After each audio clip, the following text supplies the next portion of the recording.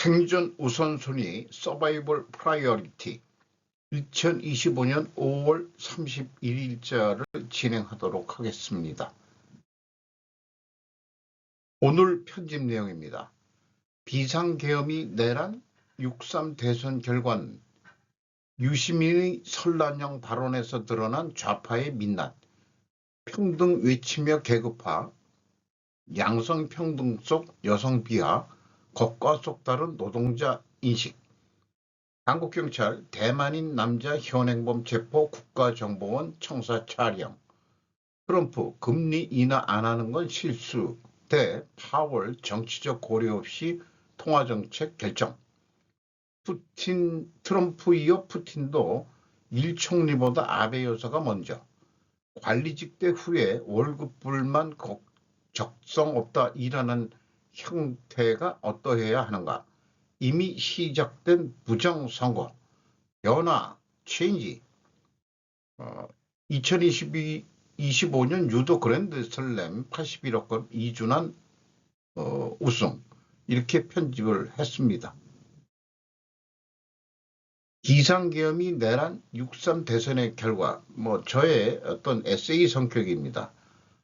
우리가 보통 상식으로 인식하는 비상계엄이란 반국가적 내란 세력이 횡행했을 때 계엄령을 내리는 것으로 알고 있었다. 그러나 2024년 1, 2, 3 윤 대통령의 비상계엄을 입법 독재에 의해 내란죄로 몰아가고 있다. 행정 권력을 잡고 있는 대통령이 스스로 반국가적 내란 음모를 꾀한 비상계엄이란 것이다. 뭔가 주객이 전도된 정의를 내리고 있다. 전 윤칸 입장에서는 국회가 29회 이상 탄핵 남발을 해서 무정부 상태를 만든 야당을 내란을 일으킨 것으로 간주했다고 해석되는데 말이다. 계엄 관련 대통령 이하 몇몇 관료들이 내란죄로 법정에 서고 있다. 그는 최고 군수통수권자의 명령을 듣지 않고 국회에 무릎을 꿇었다. 이런 자들이 과연 전쟁을 치를 수 있는 자질이 있을까 의심된다. 윤은 칼을 빼어들었으나 무언가를 베지도 못하고 무너졌다. 그런 와중에도 야당은 사법부를 약화시켜 그들의 시녀로 만들려는 일을 일삼고 있다. 민간인 출신 대법관 임명이 그것이다. 물론 진보파에서도 반대가 일어나서 철회했다. 조선주로 치면은 왕을 갈아치우는 반정이 내란이다. 성공하면 공신이요, 실패하면 역적이었다. 임금 스스로의 반정이란 성립할 수 없다. 마찬가지로 현직 대통령이 내란을 일으켰다는 논리는 성립할 수 없다. 임꺽정은 천민 출신 백정의 난이었고 고려 때는 만적의 난이라는 것도 있었다고 한다. 윤칸이 소잡는 백정이나 노예 신분이란 말인가. 계엄의 당해성을 국회와 국민이 수용할 수 없기 때문에 탄핵한다는 것은 성립이 된다. 민주국가가 되면서 어쨌든 우리는 6.3 대선으로 새로운 지도자를 선택하게 된다. 유시민의 선란형 발언에서 드러난 좌파의 민낯, 평등 외치며 계급화, 양성평등 속 여성 비하, 겉과 속 다른 노동자 인식, 이지성 기자가 뉴델리에서 보도를 했습니다. 유시민, 선란형 김문수와 호린통에 고양돼 여성 노동자 학벌 비하, 진보 지식인의 민낯, 유시민 평생 자기 생각 옳다는 오만으로 살아, 김정재 강남좌파 입진보의 특권의식의 구역질. 요거 핵심 소제목만 해도 충분할 것 같습니다. 유 작가가 특권 선민의식과 위선적인 형태를 비판하는 목소리가 쏟아지고 있다. 이런 얘기고요. 그 두 사람이 결혼한 것은 김문수 씨가 한일 도르코 노조위원장, 도르코라는 게 면도기 만드는 데죠. 또 이 설랑영 씨는 세진전자라는 전자부품 회사 노동조합위원장이었고 이런 노동 출신들이 결혼을 했어요. 이런 사례 가까운 지인 중에 있습니다. 그 여성은 그 독학으로 대학을 나왔고 나중에 만나서 결혼했을 때는 대졸자 운동권하고 결혼한 그런 구체적인 사례를 다른 민간 출신도 있습니다. 유 작가가 좌파 진영에서 이른바 진보 지식인으로 불리던 것을 고려하면 그의 발언은 이율배반적이다 이런 얘기고, 또 이런 표현들이 있네요. 좌파적 여성 인권이라는 명분은 특정 정파인 뭐로 전락하고 말았다. 단어가 왜 생각이 안 나나 모르겠네. 죄송합니다. 이런 그 여성 단체들이 민주당의 하청 단체냐, 이런 식으로 반문을 하고 있네요. 한국경찰 대만인 남자 현행범 체포 국가정보원 청사 촬영. CNA라고 페가스 대만 뭐 이렇게 발음이 되는 것 같은데 일본판입니다. 한국 경찰이 대만인 30대 남자를 군사기지 군사시설 보호법 위반으로 현행범 체포했는데 정보기관과 국가정보원의 청사를 촬영한 혐의로 그렇게 했답니다. 신고를 받고 출동해서 했는데 국가정보원이 군사시설, 군사기지 및 군사시설인지는 잘 모르겠습니다. 어쨌든 이런 것들이 유사한 것들이 기사가 나왔는데 대만 쪽에서 재발매를 했다? 보도가 한국 뉴스들을 짜집기해서 낸 것 같은 그런 것 같습니다. 또 이달 중순에는 대만의 민명이 주한 미군 오산기지에서 열린 에어쇼에서 미군 군용기와 시설물을 불법으로 촬영해 구속됐다. 외교부는 국민들에게 해외에서는 현지 법령을 준수할 것을 촉구했다는 식으로 보도를 냈습니다. 어쨌든 우리나라 간첩법 빨리 만들어 개정해야 됩니다. 그렇게 해가지고 한국 국가 이익에 반하는 이적 행위에 대해서 간첩법으로 다뤄야 할 것입니다. 우리나라도 똑같이 당하고 있는데 중국에 들어가서 체포당하고 미국에서도 체포를 됐죠. 로비 뭐 잘못한 것도 간첩죄로 집어넣고 미국도 그러고 있는 입장인데 우리 애들은 뭐 하고 있는지 모르겠어요, 진짜. 트럼프 금리 인하 안 하는 건 실수. 파월은 정치적 고려 없이 통화 정책을 결정하겠다. 결국 트럼프가 파월 의장을 백악관에 불러가지고 만났는데 대립관계만 더 부각이 된 것 같습니다. 정목희 기자가 헤럴드 경제에서 보도한 내용입니다.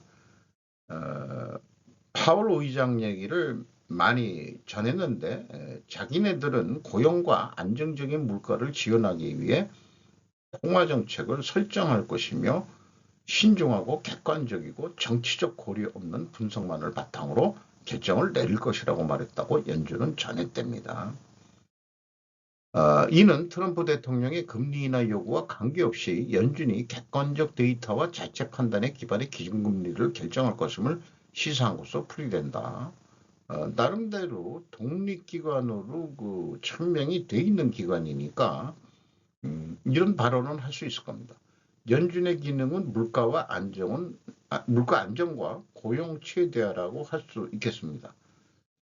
관련 뉴스로 달러스 여는 총재가 여성분인데 관세 등 트럼프 정책 역량 파악 시간이 걸려라는 제목으로 어저께 소개를 했습니다.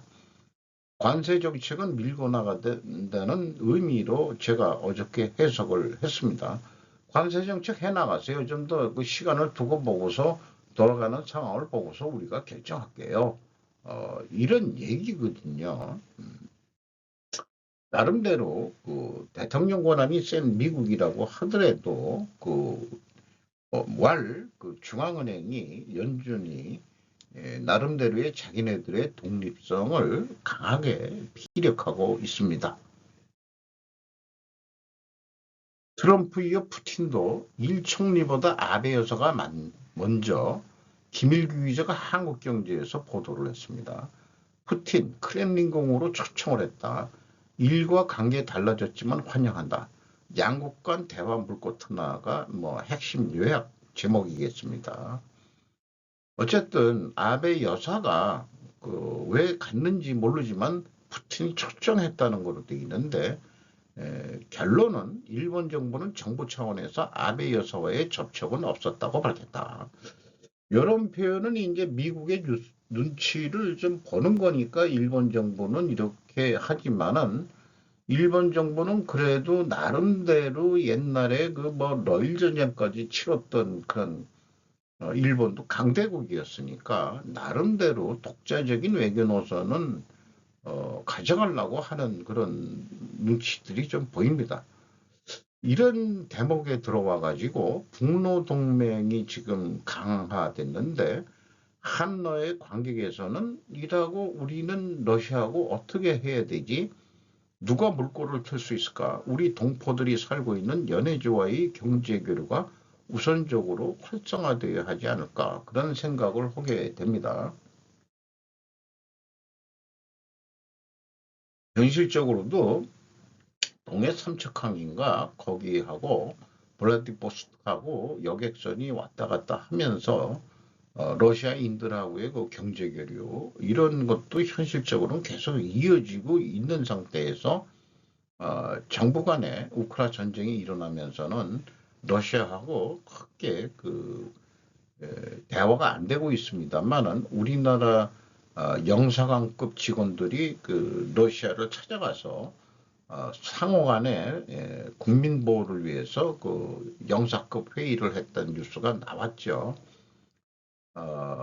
많이 보면 의외로 우리나라에 러시아 여자분들이 들어와서 한국 남자들하고 결혼해서 사시는 분들이 물론 이제 독특하니까는 유튜브까지 해가면서 그런 것을 기회로 운영하고 있습니다만은 나름대로 연해주 관련해 가지고는 러시아하고 우리하고는 무관하진 않다.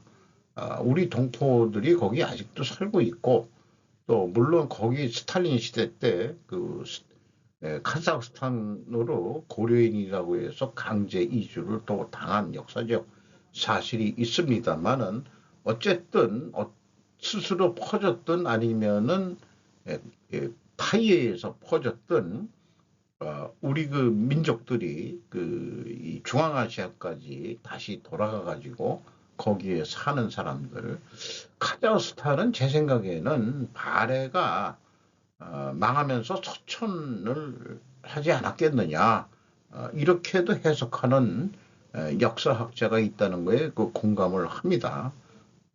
그렇습니다. 약간 사이드로 빠진 얘기네요. 관리직 대 후에 월급 불만 적성 없다 일하는 형태가 어떠해야 하는가 내의와의 일하다 라는 태그를 달았네요. 야후뉴스에서 소와 토시미츠라는 기자가 통계 발표를 했습니다. 허설 종합연구소의 2025년 조사에서는 현재 회사에서 관리직이 되고 싶다고 답한 사람은 16.7%에 그쳤다. 그래서 관리직이 되고 싶지 않았고 되고 후회한 게 3할 초과했고 관리직의 급료가 일부 해외보다 낮다. 엘리트 교육 안 하는 일본. 관리직 필요가 80% 이상인 이유는 승진하지 않으면 월급이 오르기 어렵다. 관리직을 필요로 하는 이유로 부하 육성이 거론됐지만 부하 없는 관리직이라는 직속 부하가 없지만 관리직으로 취급되는 직책도 현재 존재한다. 관리직이 되고 싶은 사람이 되다로 하면 된다. 이렇게 표현을 했는데요. 이 세 번째에 관리직 필요가 80% 이상인 이유에 대해서 앙케이트 통계를 남성과 여성으로 분류를 해서 보도를 했습니다. 뛰어난 관리직이 적어 오히려 생산성을 떨어뜨리고라는 생각이 남성 21.3%, 여성 18.1%, 상사를 따르는 문화가 시대에 맞지 않게 되어서 남성 18.6%, 여성 18.1%, 개개인이 자율적으로 움직이는 것이 효율적이라서 남성 14.9%, 여성 21.3%, 관리보다 전문성이나 성과로 평가받아야 해서 남성 13.3%, 여성 12.3%, IT나 AI 진화로 관리의 많은 부분이 자동화될 수 있어서 남성 12.8%, 여성 7.1%로 통계 인용 보도를 하고 있습니다. 관리직 없이 생산직이나 기능직은 없다. 어떤 조직이든 관리 조직은 꼭 필요한 건데 그게 관리직이 요즘 별 볼일 없어진다. 오히려 기능직들이 월급을 더 많이 받고 뭐 이런 거라면은요. 서비스 업체라면 대부분이 관리직 아니겠는가 이렇게 또 볼 수 있겠죠. 어떻게 보면은 서비스 업 전체가 기능직일 수도 있겠죠.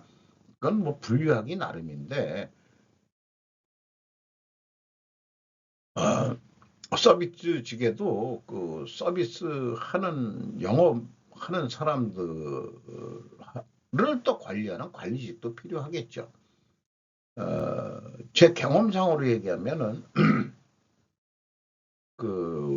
이 관리직 부장급 월급이 이 생산직 반장 월급하고 유사한 수준이었습니다. 그러니까 생산 현장에서 반장직은 자기 일만 해당 생산 부분만 책임지고 잘 해도 반장이 부장급 월급을 받아가는데 그 뭐라 그럴까요? 관리직은 책임은 많고 생색은 안 나고 월급은 뭐 그렇고 그런 게 현실이긴 합니다만은 자기 전문 특성에 따라서 어떻게 자기 행보를 할 거냐 하면은 나에 맞게끔 뭔가 관리직으로 올라가고 싶은 게 사람의 욕망이겠죠. 그런데 그런 형태들이 많이 조금씩 좀 변하고 있다는 얘기도 되긴 되게 될 것 같습니다.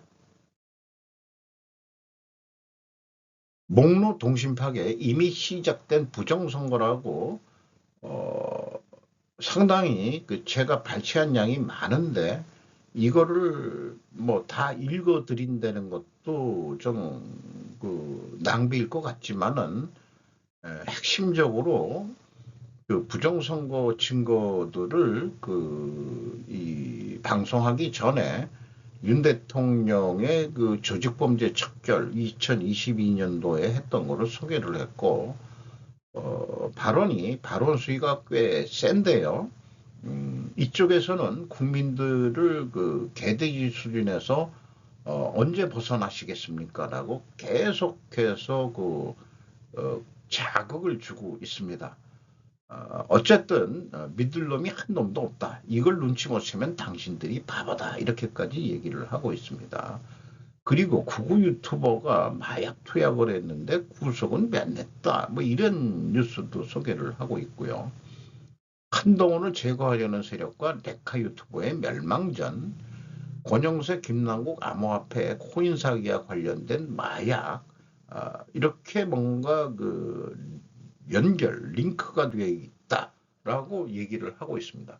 우파들이 우파가 아니다. 같은 이해관계 하나씩 드러나는 태극기 노인들 폄하당해도 싸다. 그리고 마약 사범주의 뒷배 권력 우파 유튜버들을 조작하는 세력들이다.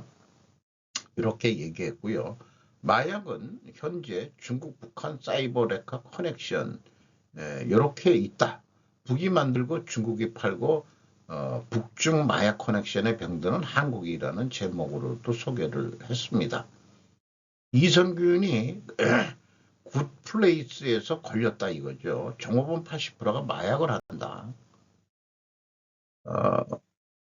이 투표 얘기로 와서 사전투표일 전남 오후 2시에 23.48%, 신안군, 장흥군 30% 돌파했다는 거 소개하고 있고, 이 헌법 문형식인가요? 탄핵 헌법재판관 했던 사람 인용론만이 가능하다. 이게 우리 자기네들의 생각이었는데 그때 그 시간 타임라인을 가면은 윤이 자기를 탄핵하라고 한동훈 씨한테 얘기했을 때는 대법관이 6명뿐이 안 됐기 때문에 반대하는 사람이 있어서 아마 탄핵이 기각이 됐어야 될 텐데 됐는데 국힘이 오히려 시간을 끌어가지고 탄핵 인용이 됐다.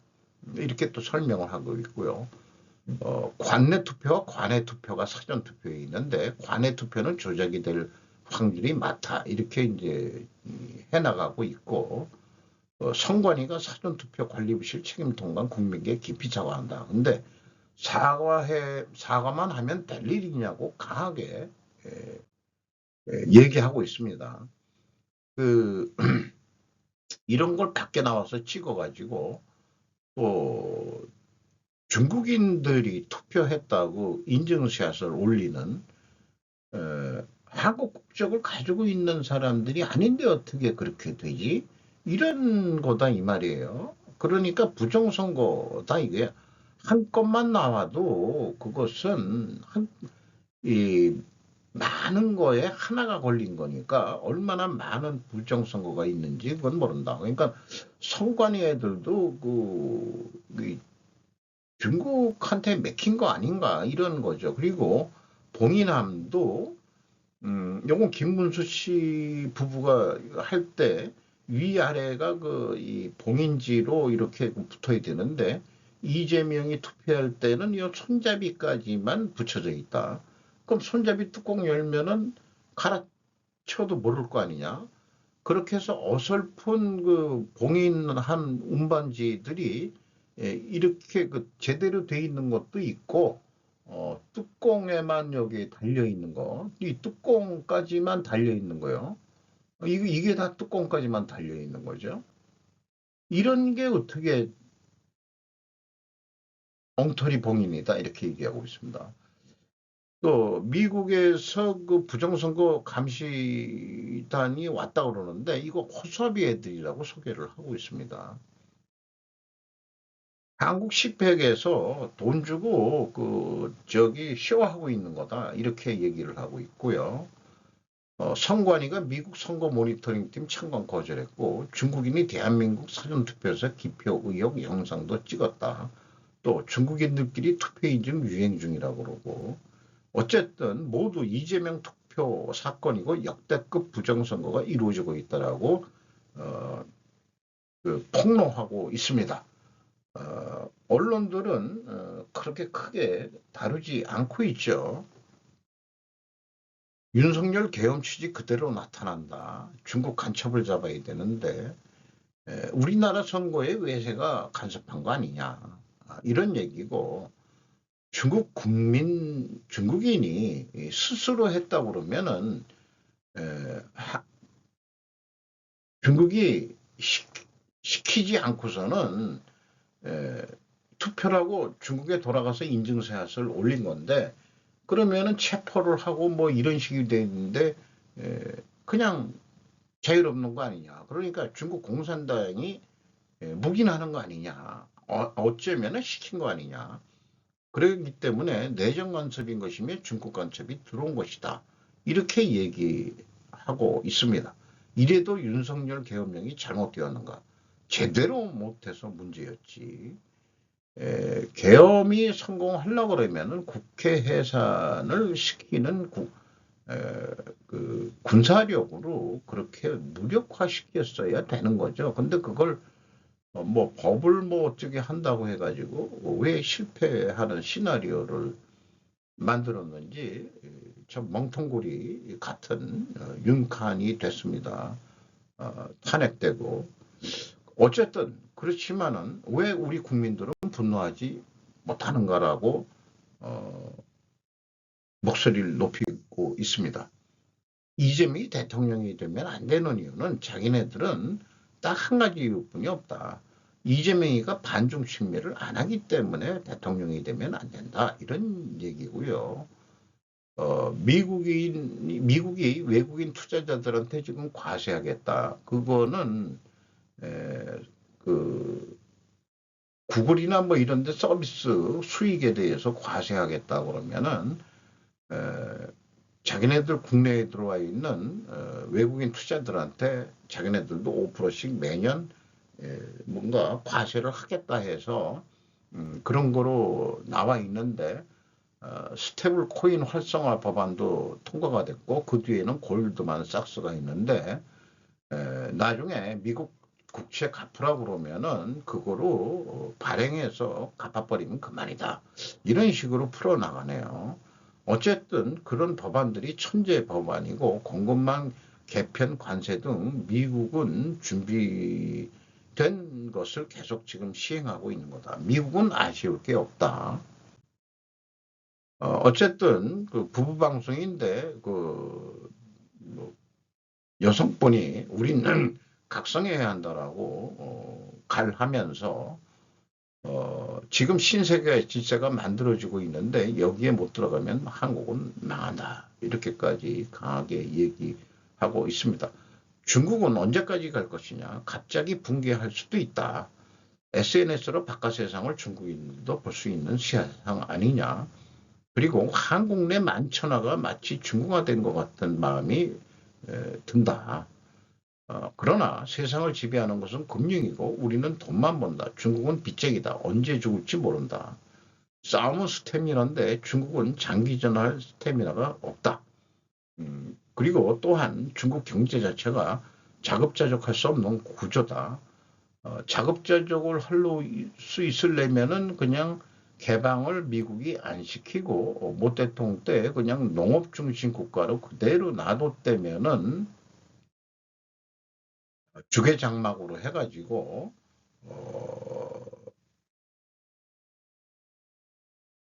그또 견딜 수 있을지 모르지만 수출 주도형 우리나라처럼 수출 주도형 경제가 되면서 내수가 밑받침 안 되는데 생산력에 의해 가지고 그 경제를 돌리려니까 아시다시피 그 과잉 재고의 덤핑 수출 이렇게 하다가는 이제 스스로 무릎을 꿇게 만들려는 게 미국의 그 전술 아닌가 이런 생각도 들어가고요. 그러니까 관세를 매겨버리고 그렇게 되는데요. 대만 유사시 중국을 한국이 돕는다고 생각해보자. 같이 전범국으로 몰리면서 우리나라 그 자산 예를 들어서 미국에 투자한 예를 들어서 현대차 미국 공장이라든지 이런 데를 자산 동결을 시킬 수 있다. 이런 얘기가 되는 거죠. 어쨌든 김문수 씨 여행을 바라보자 이런 의견도 얘기를 하네요. 변화, 체인지. 제가 이 제약이론 경영을 학습하고 공부하는 사람입니다만은 뭐 아는 지인이 그 모 회사에 이 사고 프로세스 그 강의를 한 것을 있었다는 것을 이렇게 알리는데 이런 그림이 독특해가지고 그냥 기록에 남겨놓으려고 편집을 했고요.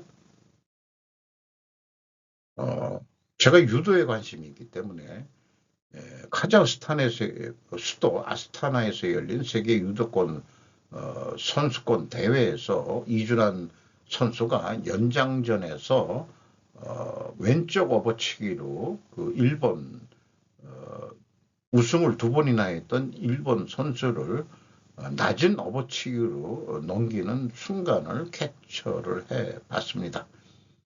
아마 연장전까지 간 거니까 체력에서 이겼다고도 생각이 들긴 듭니다. 이상 마치도록 하겠습니다. 요 밑에 이런 표현을 한번 읽고 들어가겠네요. 뭐 저한테는 후학이라고 제가 그냥 후학이라고 표현했는데 일부 기업체 분들을 위해서 스루포트 회계를 좀 같이 학습한 적이 있는데 일부의 정보로 회사 상황을 진단하며 공공 재고자산 분식회계 의구심으로 표현하시는 것이 숫자에 풍미를 더한 고수의 낭만으로 느껴집니다. 고수의 낭만. 저를 칭찬해 준 것 같은데 뭐 기왕이면은 낭만이 아니고요. 고수의 치열한, 저는 치열하게 지금 하고 있는 거죠. 이 실전 분석을 그렇게 이해를 해주면은 감사하겠습니다.